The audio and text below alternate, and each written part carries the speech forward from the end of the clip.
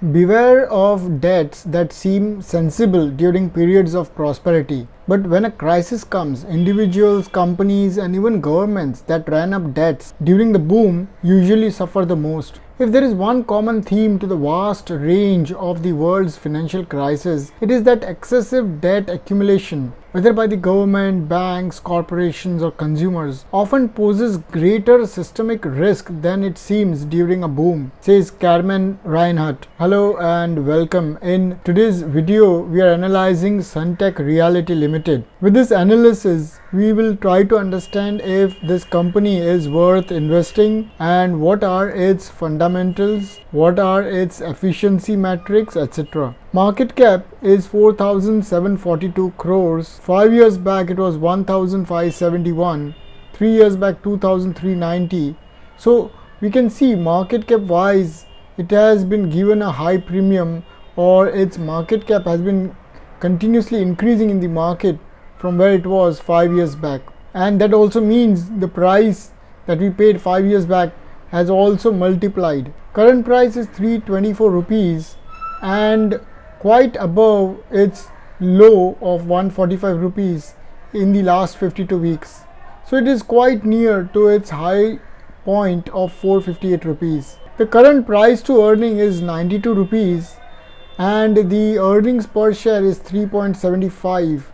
So the price earning is quite expensive compared to the profits it is earning of just 3.75 per share, and we are paying 324 rupees for that. The current book value is 193 and 3 years back it was 180.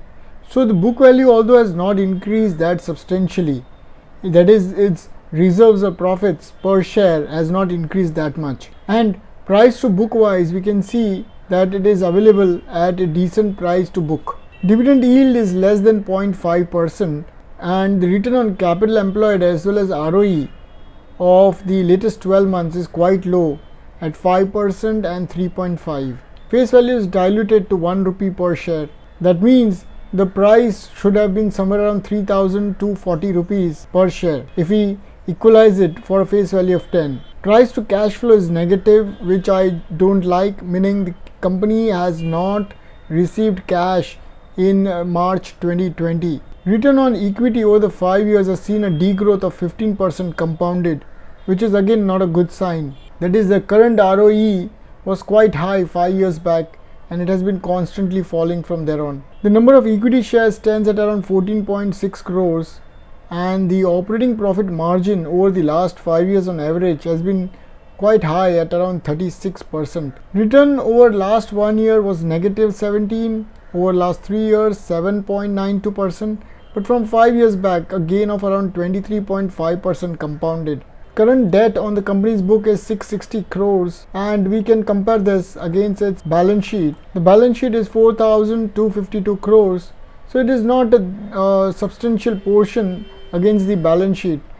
Say around 12 or 13% or so. The debt 3 years back was around 944 crores and from there on it has reduced. So this is a good sign. We can see even in the preceding year the debt had come down to 635 crores. So this is a good sign. Company is paying an interest of around 52 crores on a total debt of 660 crores. So that's around approximately less than 10%. The debtor days have increased to 213, which is very high compared to where it was 3 years back at 62 days. So this is again not a very good sign for the company. Investments are 267 crores, not a very significant portion against the balance sheet size, say approximately around 5% or so. Cash equivalent is not that much, 99 crores. Trade receivables and payables are also not that substantial, so this is also okay. Working capital is positive 2,900 crores, means the company has enough current assets to pay off all the liabilities that may arise within this year. So company is in a good position, won't have any problem paying the liabilities. Net assets haven't increased that much from 72 to just 84 crores. So not a substantial increase. So we see that there is no growth in terms of buying assets or investing in assets. When comparing the balance sheet size of 4,200 crores against the market cap, we can see both the market cap and the balance sheet size both are very nearby to each other. So the valuation wise, this is all right. The debt is around 6.5 times the profit it is earning. So here we can see the problem that the debt is quite high when compared to the profit it earned in recent 12 months. Although it's within my benchmark of 7 times, yet it is quite high. Here we can see that the market cap is around 9.62 times higher than the revenue it is generating in the recent 12 months. So that's quite a high multiple in terms of price to sales. Profits of the last 5 years were 812 crores against the balance sheet size, a very small portion, just 20% of the balance sheet size. So we want over the 5 years at least the company should earn a good profits. In terms of cash flows, it's a negative 97 crores. So the company is not receiving any of the cash that it is showing as profits in the P&L account, which is not a very good sign. I don't like investing into a company whose cash flows are negative. That is, cash is not coming in through business operations. So if someone wants to know why it is negative, they need to check out the cash flow statement separately. Free cash flows are again 109 crores negative, which means not only has the company not received cash from operating activities, but over and above that, it does not have anything left free to pay as dividend, which means that they will have to resort to borrowings and to invest in assets or in the company itself. They will need to borrow more and more money. Here we have 109 crores of negative free cash flows. If we look at the negative points for the companies, it has a low ROE of 7.24% from the last 3 years. The dividend payout is low, 13.3% of the profit over the last 3 years. The debtor days are extremely high at 213 days. I don't like when the debtor days goes above 90. Promoter holding is also decreased over the last 3 years by around 6.6%. We'll look at what is the promoter holding and then understand if this is good or bad. Moving on, let us compare Sunteck Realty with Oberoi Realty and Godrej Properties. The current market price of Sunteck is 324 rupees, Oberoi at 523 and Godrej at 1280 rupees. The highest fall is seen in Sunteck at around 30% from its 52-week highest point.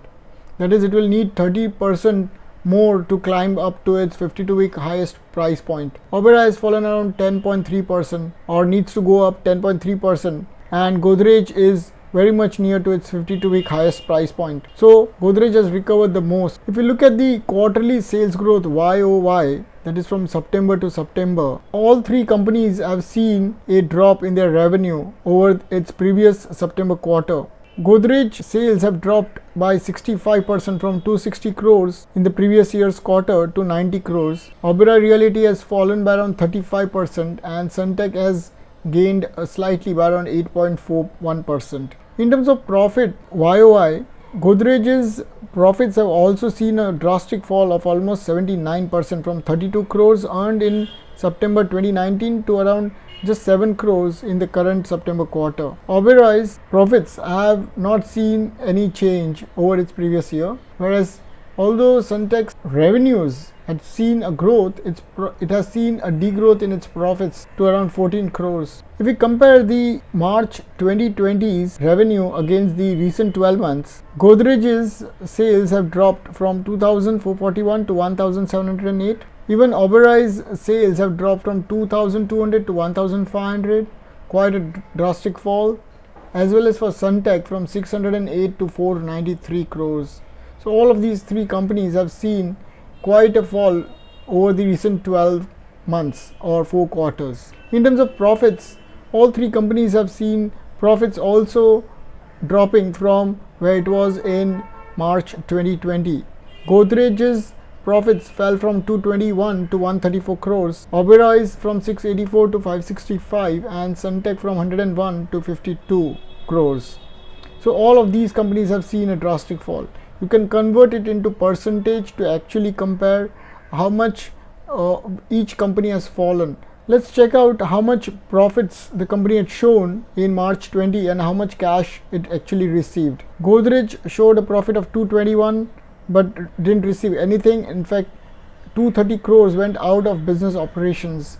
So was the case with Oberoi Realty from 684 crores of profits but no cash to be shown for that. In fact, 282 crores gone out of business operations. And Sunteck also showed a profit of 101, but cash went out of around 36 crores. So not a good sign for all these three companies, at least in the recent March 2020. Let's compare the current price earning with its 3 years and 5 years average. Godrej's current price earning is very expensive at 240 times. That is because their earnings have suddenly dropped and the price hasn't. Over its 3 years average, it was around 56 and 40 times. So quite expensive, but currently it is even way above that. Oberoi's current price earning is above its long-term 5 and 3 years average, and Sunteck also has gone up way too high at around 92, which means that their earnings has suddenly dropped but the price hasn't. So that is why we get such a high price to earnings of around 92, whereas its average was around 27 times. If we compare the price earning and the price cash, Godrej is currently trading at around 240 times its earnings and negative 140 against its cash, because the cash had gone out of the business. All three companies' price to cash will show negative. In terms of price to book, Godrej is trading at around 6.73 times its net worth. The net worth was 4,796 crores, whereas it's trading in the market at around 32,000 crores. So investors have given it a huge premium. Oberoi is trading at around 2.1 times, reasonably priced, 8,796 of net worth and market cap of 19,000. Sunteck is also trading at a reasonable below my benchmark of around 2.5 in terms of price to book, 2,825 crores of net worth and 4,742 crores of market cap. So all these three companies have been given a premium in the market against their net worth. Let us compare the profit growth over 5 years and 3 years. Godrej's profits have been growing at 3% and 4% over last 5 and 3 years. Oberoi's profits are growing at 16 and 22% and Sunteck at 4% over the last 5 years, but in the recent 3 years it has seen a degrowth of almost 22%. So this is not again a good sign. We want the profits and the revenues growing positively. In terms of revenue growth over the last 5 and 3 years, you can see even revenues for Sunteck has seen a degrowth of almost 13% over the last 3 years, whereas over the 5 years it's still positive 14%. Oberoi's sales or revenue is 19 and 26%, whereas Godrej Properties is growing its revenues at 5 and 15%. Let us compare the last 5 years ROE average and 3 years with recent ROE. Godrej Properties current ROE is around 6%, whereas on an average it has been trading at around 7.1 and 5.8. So it's somewhere between its long-term averages. Oberoi Realty's current ROE is 8.2 and below its long-term averages, which is not a good sign. Sunteck's ROE also is quite low and almost trading at 50% or showing a 50% below its long-term averages. Again, lot of pressure on Sunteck. In terms of return on capital employed, Godrej is generating around 8.5 and above its long-term averages of last 5 and 3 years. Oberoi Realty around 10% and somewhere between its long-term averages. So both of these companies are doing good, at least when we look at ROE and ROCE, although they are below my benchmark of 15%. Sunteck Realty has generated 5% of ROCE, very low when compared to its long-term averages. Return on assets of the long-term 5 years and how much it has done in the recent 12 months, that is how much profit it has generated over the recent 12 months. Godrej's assets and its profits, when compared, it showing around 3% over the recent 12 months, whereas on a long-term average it was around 2.6. So doing well.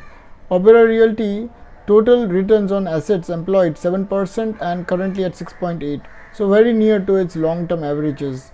But Sunteck has seen a drastic fall in its ROA in the recent 12 months when compared to its long-term 5 years average of 5.1. Next, let's look at the asset turnover as well as inventory turnover, that is on its assets how much revenue or sales it has done, and on the inventory how much sales is done. Godrej Properties asset turnover, that is on the assets employed, what was the revenue, was 2.64 times higher, whereas inventory, against the inventory it was 3 times. So we want this to be as high as possible, which shows that the company is deploying its assets and managing its inventory very well. Whereas Oberoi's both asset turnover and inventory turnover are quite high compared to Godrej. This is an efficiency ratio for me. Sunteck is around 5 times for asset turnover and inventory turnover at around 2.73. So it has a lot of inventory holding. When we look at the inventory turnover, this is what it means. Next, we'll compare the 5 years profit after tax with cash flow from operations and free cash flows. For Godrej Properties, the profit declared over the last 5 years was 769 crores. Cash coming in was 1327. Earlier, when we were doing 1 year analysis, we saw it was negative, but over a long term it is positive, as well as it has a free cash flows of around 1000 crores. So this is a good 1 year. There can be fluctuation, but over 5 years it should not be. Oberoi also has a positive free cash flow, but very minuscule, around just 10% of the profits declared. This is what I don't like in companies where the cash is not coming in. Over and above that, it also does not have free cash flows. In fact, it is showing negative 301 crores. If you don't understand any of these ratios, check out my earlier videos which I had published, which are around 1.5 hours long, where I explained each of these ratios in detail. In this video, I am trying to keep it as short as possible, and therefore I may not be able to explain each ratio in detail. But if you want to, I will do it from next video onwards. Let me know in the comment section. Alternatively, if you want to learn from me, contact me on my email address and I'll get back to you. Sunteck profits are around 812 crores, negative cash flows again 97, and 109 crores of negative free cash flows. So everything that the company, in fact company has not generated any cash, and all of that also has been used up, and over that the company has taken debt to fund this additional investments in fixed assets. So as far as the profits, cash flow and free cash flow is concerned, I would definitely go with Godrej Properties. Although it is trading at a high price to book, the best of the lot seems to be Godrej as of now. Let's continue and analyze more. Net worth to contingent liability, Godrej is approximately around 10%. Oberoi does not have a substantial contingent liability, and so is the case with Sunteck. So all of these companies have managed their contingent liabilities well against when compared to net worth. It should be less than 20% of the net worth. Let us look at the debt to equity ratio and then compare against it how much coverage they have for paying the interest. Godrej's debt is 0.9 and has a low coverage of 2.3. I generally want my companies to have at least a bit of 4 times higher than the interest it is paying. That is the interest coverage. Oberoi's debt is low at 0.16 compared to the equity, and coverage is also high at around 11 times, which is good value. Sunteck's debt is 0.23 and a low coverage of just 2.3 times. Again, Oberoi seems good in this particular case. Promoter holding for Godrej is around 64%, no pledge. Oberoi at around 67%, no pledge. And all three companies are basically above 60% without any pledges, which is a good sign. Debtors turnover and the debtor days, let's look at that. Godrej Properties debtors to sales percentage is just 12%, but when you look at Sunteck, we see 79.9%, which is very absurd, because when the company is doing sales, it also needs to collect payment efficiently from its customers, and if it is not able to do that, then you will see these kind of ratios. So I would never want to go with a company whose balance sheet is showing 79.9% to be still collected from its customers against the sales or revenue generated in the recent 12 months. I would definitely avoid Sunteck in this particular case. Not only that, it is taking around 213 days to collect payment from its customers, whereas Oberoi and Godrej have done well and kept their collection days very low. Finally, let's look at the NPM margin and the dividend yield. Godrej Properties NPM is 9%, Oberoi generating a very high NPM, at least recently at 30%, and Sunteck at around 16.6%. None of these companies are paying any dividend or substantial dividend for that matter. Let us look at the shareholding pattern. Promoter for Sunteck are around 67%, and they haven't changed their promoter holding since very long, FIIs have also increased their stake to 24.3%. DIIs have also increased their stake, but marginally at 3.25. So mostly we can see that FIIs are there substantially in this company at around 24%. Public is very small at just 5.2%. Let us look at the technical chart for Sunteck. The current price is 327 rupees and the RSI is at around 65 and 59, quite high. The correct time to buy, if someone wanted to buy, I wouldn't, but if someone wanted to buy, was approximately at around 210 rupees, and currently it is at 327, so it has gone up way too high. If someone wants to buy, then they can take a support for the stock at 322. This is also a support if it does manage to cross.